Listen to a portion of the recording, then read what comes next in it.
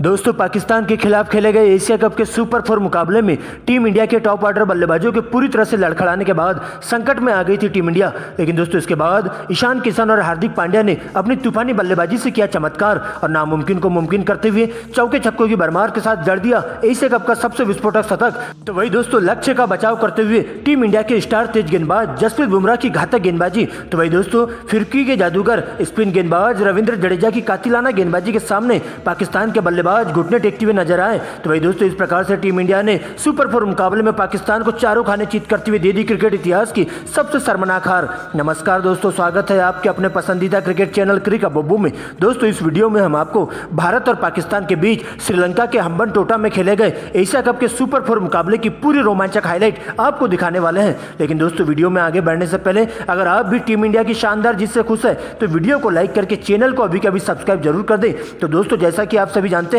कि अब Asia cup के सुपर 4 मुकाबले शुरू हो चुके हैं, जहां पर दोस्तों एक बार फिर से क्रिकेट इतिहास की दो दिग्गज और एक दूसरे की जानी दुश्मन कही जाने वाली टीमें भारत और पाकिस्तान की टीमें एक दूसरे के आमने सामने खड़ी थी। दोस्तों आपको बता दें कि यह मुकाबला श्रीलंका के हम्बनटोटा में खेला गया। दोस्तों इस मुकाबले में पाकिस्तान की कप्तानी बाबर आजम के कंधों पर सौंपी गई थी। तो वही दोस्तों टीम इंडिया के लिए रोहित शर्मा कप्तानी करते हुए देखे गए थे। दोस्तों इसके बाद दोपहर 2:30 बजे मुकाबले में टॉस किया जाता है, सिक्का उछाला जाता है और सीधा टीम इंडिया के कप्तान रोहित शर्मा के पक्ष में जाकर गिरता है। यहाँ पर दोस्तों रोहित शर्मा टॉस जीतकर पहले बल्लेबाजी करने का फैसला करते हैं। तो वही दोस्तों पाकिस्तान को गेंदबाजी करने का न्योता दिया जाता है। दोस्तों इसके बाद नेशनल एंथम के साथ इस रोमांचक मुकाबले की शुरुआत होती है, जहां पर दोस्तों भारतीय टीम की पारी का आगाज करने के लिए टीम के दो धाकड़ ओपनर बल्लेबाज कप्तान रोहित शर्मा और शुभमन गिल आते हैं, जिनके कंधों पर टीम इंडिया को ठोस शुरुआत देने की जिम्मेदारी होती है। तो वही दोस्तों पाकिस्तान के लिए पहले ओवर की गेंदबाजी करने के लिए विकेट टेकर गेंदबाज शाहीन अफरीदी आते हैं, जहां पर दोस्तों उनका सामना होता है रोहित शर्मा से और पहली ही बाउंसर गेंद पर पुल शॉट की मदद से 6 रनों के लिए गेंद को दर्शक दीर्घा में भिजवा देते हैं। तो वही दोस्तों इसी ओवर की अंतिम गेंद पर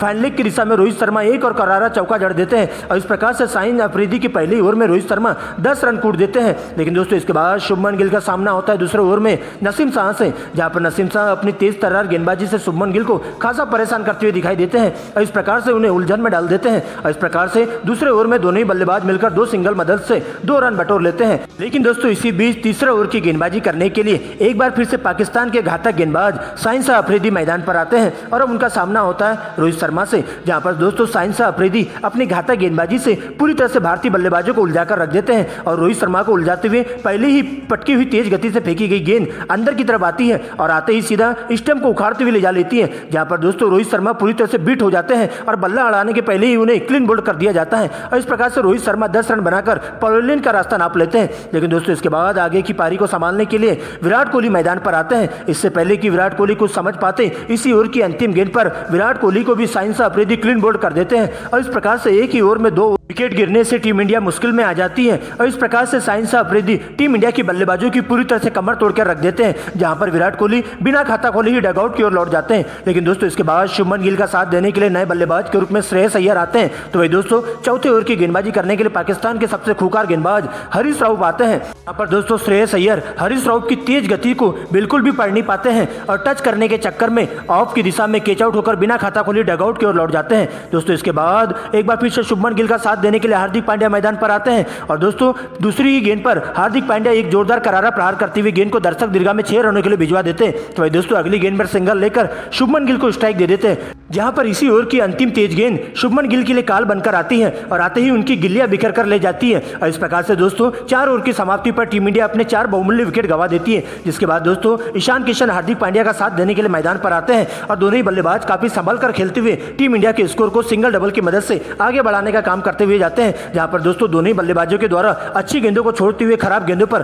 बड़ा शॉट मारने का काम करते जाते हैं और इस प्रकार से देखते देखते 20 ओवर की समाप्ति पर टीम इंडिया का स्कोर 4 विकेट के नुकसान पर स्कोर बोर्ड पर 120 रनों तक पहुंच जाता है। लेकिन दोस्तों इसके बाद धीरे धीरे दोनों ही बल्लेबाज समय के साथ साथ नजरें जमाते हुए सिंगल डबल को चौके छक्कों में कन्वर्ट करना चालू कर देते हैं और देखते देखते पाकिस्तान के तेज गेंदबाजों के साथ साथ स्पिन गेंदबाजों पर डटकर मुकाबला करना शुरू कर देते हैं और दोनों ही बल्लेबाज मिलकर पाकिस्तान के गेंदबाजों पर पूरी तरह से हावी हो जाते हैं और इस प्रकार प्रकार से देखते ही देखते सबसे पहले ईशान किशन मात्र 38 गेंदों में ही अपना 50 पूरा कर लेते हैं। तो वही दोस्तों अगले ही ओवर में हार्दिक पांड्या भी 42 गेंदों में अपना तूफानी अर्धशतक जड़ देते हैं। इस प्रकार से दोनों ही बल्लेबाजों के बीच में 100 रनों की अटूट साझेदारी पूरी हो जाती है। इस प्रकार से टीम इंडिया 35 ओवर की समाप्ति पर 4 बहुमूल्य विकेट गंवाकर स्कोर बोर्ड पर 200 रन बना लेती है। लेकिन दोस्तों इसके बाद दोनों बल्लेबाज अपने हाथ खोलते हुए दिखाई देते हैं और अपने आक्रामक शैली में बल्लेबाजी करना जारी कर देते हैं, जहां पर दोस्तों सबसे पहले 38वें ओवर में शाहीन अफरीदी को टारगेट करते हुए हार्दिक पांड्या एक ही ओवर में 2 छक्के और 2 चौकों की मदद से 20 रन कूट देते हैं। तो वही दोस्तों अगले ही ओवर में ईशान किशन भी अपने अंदाज में बल्लेबाजी करते हुए बैक टू बैक 3 करारे चौके और अंतिम गेंद पर एक छक्का पाकिस्तान के तेज गेंदबाज नसीम शाह को जड़ देते हैं। और इस प्रकार से दोस्तों इसके बाद तो अपने अंदाज में बल्लेबाजी करते हुए रनों की बौछार कर देते हैं, जहां पर दोस्तों सबसे पहले 45वें ओवर में पाकिस्तान के स्पिन गेंदबाज शादाब खान को बकरा बनाया जाता है, जहां पर शादाब खान के एक ही ओवर में 2 छक्के और 2 चौकों की मदद से ईशान किशन 20 रन बटोर लेते हैं और देखते देखते मात्र 82 गेंदों में अपना तूफानी शतक पूरा कर लेते हैं। तो दोस्तों इसके बाद 46वें ओवर में हार्दिक पांड्या भी अपनी बल्लेबाजी से जलवा बिखेरते हुए दिखाई देते हैं और नवाज के एक ही ओवर में ताबड़तोड़ अंदाज में 4 करारे चौके जड़ देते हैं और दूसरे छोर से हार्दिक पांड्या भी 90 गेंदों में अपना शतक पूरा कर लेते हैं। लेकिन दोस्तों शतक पूरा करते ही दोनों ही बल्लेबाज अंतिम के 4 ओवरों के खेल में चौके छक्कों की झड़ी लगा देते हैं, जहां पर दोस्तों पाकिस्तान के तेज गेंदबाज पूरी तरह से भारतीय बल्लेबाजों के सामने पस्त हो जाते हैं और गेंदबाजी करने से थरथर कांपने लगते हैं। जहां पर दोस्तों सबसे पहले 48वें ओवर में ईशान किशन ताबड़तोड़ अंदाज में बल्लेबाजी करते हुए दिखाई देते हैं और एक ही ओवर में 3 गगनचुंबी छक्के और 1 चौका जड़ देते हैं। तो दोस्तों इसके बाद 49वें ओवर में हरीश राव को टारगेट करते हुए ईशान किशन फिर से जलवा बिखरते हुए दिखाई देते हैं और इस ओवर में 2 चौके लगा देते हैं। तो वही दोस्तों स्ट्राइक लेकर हार्दिक पांड्या अंतिम की 2 गेंदों पर 2 करारे छक्के लगा देते हैं। वही दोस्तों अंतिम ओवर में दोनों ही बल्लेबाजों के द्वारा बॉल देखो और बॉल पेलो वाला नियम अपनाया जाता है, जहां पर दोस्तों पाकिस्तान के तेज गेंदबाज शाहीन अफरीदी को टारगेट करते हुए दोनों ही बल्लेबाजों के द्वारा 22 रन कूट दिए जाते हैं, जहां पर दोस्तों 2 छक्के और 2 चौके के साथ साथ 2 सिंगल दोनों ही बल्लेबाजों के द्वारा लिए जाते हैं। इस प्रकार से भारतीय टीम पूरे 50 ओवर के खेल में स्कोर बोर्ड पर 4 विकेट के नुकसान पर 324 रन बना लेती है और पाकिस्तान की टीम को 325 रनों का विशाल टारगेट दे दिया जाता है। दोस्तों इसके बाद लक्ष्य का पीछा करते हुए पाकिस्तान के 2 धाकड़ ओपनर बल्लेबाज इमाम उलक और फखर जमान मैदान पर आते हैं, जिनके कंधों पर टीम को ठोस शुरुआत देने की जिम्मेदारी होती है। तो वही दोस्तों भारतीय पारी के लिए पहले ओवर की गेंदबाजी करने के लिए टीम इंडिया के विकेट टेकर तेज गेंदबाज जसप्रीत बुमराह आते हैं, जहां पर दोस्तों पहले ओवर की दूसरी गेंद पर उनका सामना होता है फखर जमान से और तेज गति से फेंकी गई गेंद बल्ले का बाहरी किनारा लेते हुए सीधा विकेट कीपर ईशान किशन के दस्तानों में चली जाती है। इस प्रकार से फखर जमान बिना खाता खोले ही डगआउट की ओर लौट जाते हैं। दोस्तों इसके बाद नए बल्लेबाज के रूप में बाबर आजम आते हैं, लेकिन दोस्तों उन्हें भी बीट करते हुए इसी ओवर की अंतिम गेंद पर बाबर आजम सिंगल को डबल में कन्वर्ट करने के चक्कर में इमाम उलक को रनआउट का शिकार होना पड़ता है,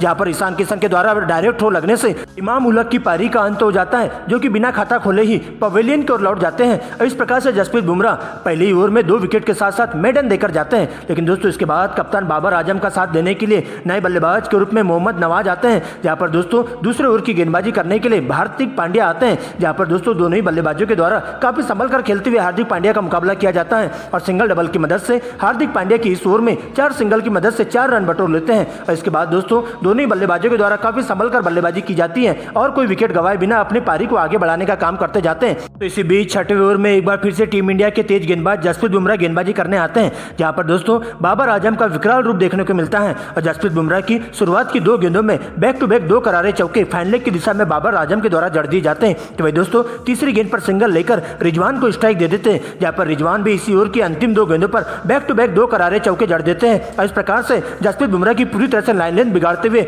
जसप्रीत बुमराह के एक ही ओवर में 17 रन बटोर लेते हैं। लेकिन दोस्तों इसके बाद एक बार फिर से 7वें ओवर की गेंदबाजी करने के लिए स्पिन गेंदबाज सर जडेजा मैदान पर आते हैं, जहां पर दोस्तों अच्छी लाइन में दिखाई दे रहे मोहम्मद रिजवान को अपना शिकार बनाते हैं, जहां पर दोस्तों विराट कोहली के द्वारा डायरेक्ट थ्रो की मदद से रिजवान को रनआउट कर दिया जाता है, जो कि 30 रन बनाकर पवेलियन का रास्ता नाप लेते हैं। दोस्तों इसके बाद बाबर आजम का साथ देने के लिए नए बल्लेबाज के रूप में आगा सलमान मैदान पर आते हैं और दोनों ही बल्लेबाज संभल कर खेलते हुए पाकिस्तान की पारी को आगे बढ़ाने का काम करते जाते हैं, जहां पर दोनों ही बल्लेबाजों के द्वारा टीम इंडिया के तेज गेंदबाजों के साथ साथ स्पिन गेंदबाजों का डटकर मुकाबला किया जाता है और इस प्रकार से पाकिस्तान की टीम 20 ओवर की समाप्ति पर 3 विकेट गंवाकर स्कोर बोर्ड पर 100 रन बना लेती है। लेकिन दोस्तों 21वें ओवर में कुलदीप यादव की अंतिम गेंद पर बाबर आजम छक्का लगाकर अपना अर्धशतक पूरा करते हैं। दोस्तों इसके बाद 22वें ओवर में एक बार फिर से जसप्रीत बुमराह की एंट्री होती है और आते ही बाबर आजम को क्लीन बोल्ड करते हुए पाकिस्तान को चौथा बड़ा झटका दे देते हैं और इस प्रकार से दोस्तों बाबर आजम के आउट होते ही अब नए बल्लेबाज के रूप में आगा सलमान का साथ देने के लिए इफ्तिकार अहमद मैदान पर आते हैं, जहां पर दोस्तों दोनों ही बल्लेबाज कुछ देर संभल कर खेलते हुए कछुए की चाल से टीम के स्कोर को आगे बढ़ाने का काम करते जाते हैं। लेकिन दोस्तों भारतीय टीम की तेज गेंदबाजी के साथ साथ स्पिन गेंदबाजी अपना कहर डालते रहती है और पाकिस्तान के बाकी बल्लेबाजों गेंदबाजों को आउट करते हुए चले जाते हैं, जहां पर दोस्तों सबसे पहले तीसरे ओवर में कुलदीप यादव को टारगेट किया जाता है इफ्तिकार अहमद के द्वारा, जहां पर इफ्तिकार अहमद शुरुआत की 4 गेंदों में ही 2 गगनचुंबी छक्के और 2 चौकों की मदद से 20 रन कूट देते हैं। तो दोस्तों इसी ओवर की अंतिम गेंद पर सिंगल को डबल में कन्वर्ट करने के चक्कर में रनआउट का शिकार हो जाते हैं और इस प्रकार से इफ्तिकार अहमद 22 रन बनाकर पवेलियन की ओर लौट जाते हैं। जिसके बाद दोस्तों मोहम्मद नवाज मैदान पर आते हैं, लेकिन दोस्तों इसके बाद पाकिस्तान के बाकी बल्लेबाज भारतीय टीम के गेंदबाजों का बिल्कुल भी मुकाबला नहीं कर पाती है और ताश के पत्तों की तरह ढहती हुई चली जाती है और इस प्रकार से पाकिस्तान की टीम 40 ओवर की समाप्ति पर अपने पूरे 10 विकेट गंवा देती है, जहां पर पाकिस्तान की टीम 200 रनों पर ही अपने सभी हथियार डाल देती है और भारतीय गेंदबाजों के सामने घुटने टेकते हुए सरेंडर कर देती है और इस प्रकार से सुपर 4 मुकाबले में टीम इंडिया इस रोमांचक मुकाबले को 125 रनों के भारी अंतर से जीत हासिल कर लेती है और पाकिस्तान को शर्मनाक हार दे देती है।